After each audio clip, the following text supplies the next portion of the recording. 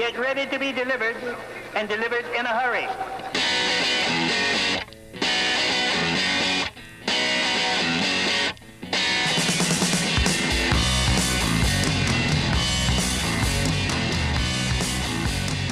All right, so we're gonna do an intro video to our series on time. Time is one of the three legs on the kind of successful project stool. Time, money, and quality. So time, how do we manage time on a project? Quick story, we built a home, it was about 3,500 square feet, 2 stories, elevator, right off the beach. We built that house in about 5.5, 6 months.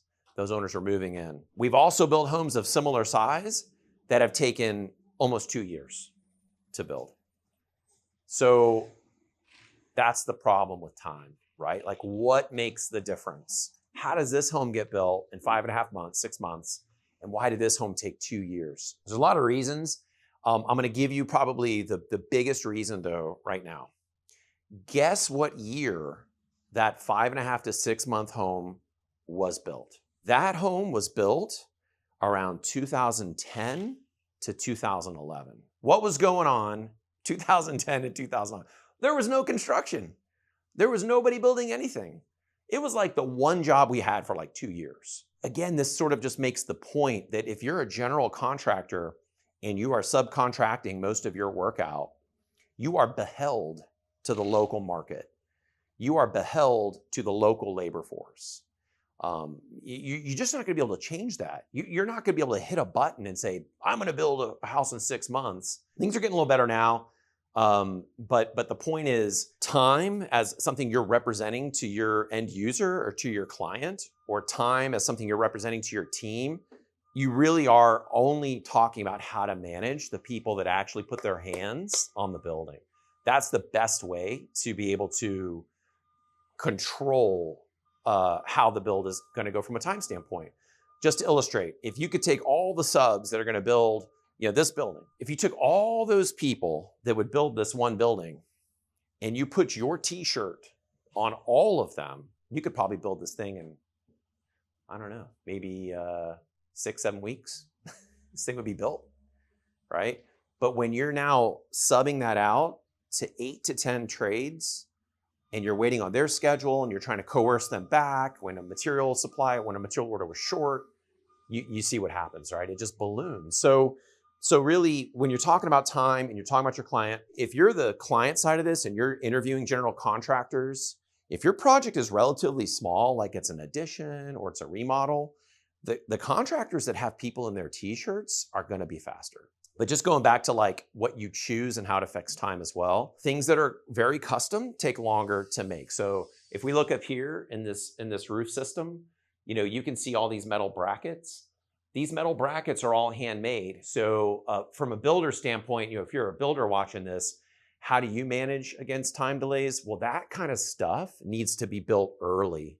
So there's ways to manage as a builder. Look for those things in your schedule. Look for those boutique items. Get way ahead of them, buy them, store them, measure them, give that information to the subs, because those things will get you.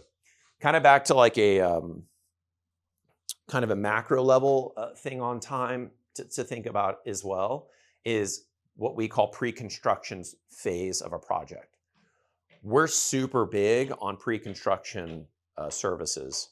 So it touches a lot of things. It touches quality and it touches money, but just thinking specifically about time, if we work together as a builder owner, builder owner architect, if we get together very early and we're on the team very early, we can do all sorts of things to save time.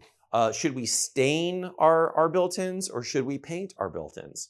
Well, the GC can talk to his cabinet guy and tell you, oh, if we stain them, it's going to take an extra week of work. I'm just making that up. But the point is you can get access to the information of the actual person who's going to assemble or do your remodel. And that's invaluable for saving time. Because when you get into construction, you already know, okay, this is a stain grade built-in. There's a great quote I heard from another builder, and I use it all the time. And it actually does connect to efficiency. And it's that we build to the finishes. So for example, this window, We can screw wood into block and we can prep it for a window. But if we don't know exactly what window it is, this sizing could be a little bit off. So how does that affect time? Well, the guy comes to put the window in and the space is a half an inch too big. So now he comes, drops the windows off, leaves.